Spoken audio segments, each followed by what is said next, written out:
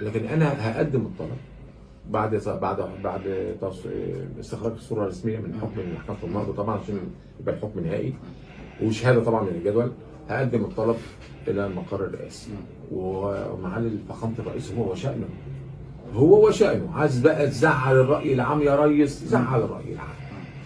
قولها على الملأ تخيلوا بقى رئيس ينال من الإهانة ومن السب والقصف الكثير والكثير والكثير.